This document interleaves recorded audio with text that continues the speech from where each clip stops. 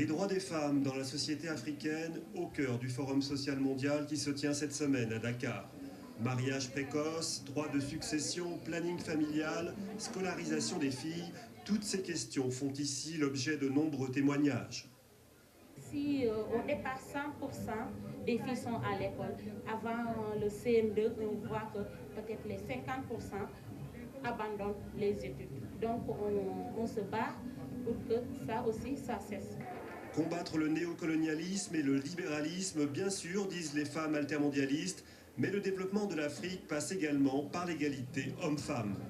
Il y a des filles qu'on donne en mariage à l'âge de 14 ans, 15 ans. Ça ne peut pas continuer parce que c'est tuer une nation. Tous ces problèmes de guerre, de pauvreté et consorts, c'est parce qu'ils n'écoutent pas les femmes. C'est parce que toujours les femmes sont derrière. De tout le continent, les militantes sont venues dénoncer les guerres et les violences faites aux femmes, premières victimes des conflits.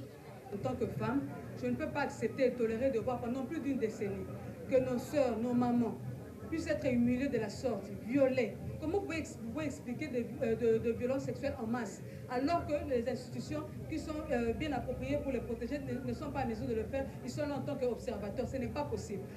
Au Sénégal et au Mali, les lois sur le code de la famille sont bloquées au Parlement. Partout, les droits des femmes font l'objet d'intenses résistances culturelles et religieuses.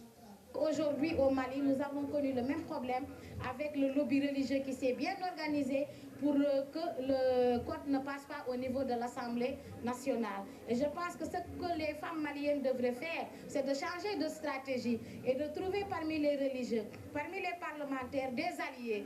Très représentées à Dakar et particulièrement combatives, les femmes constituent plus que jamais le cœur de la société civile africaine et leur combat une question centrale pour l'avenir du continent.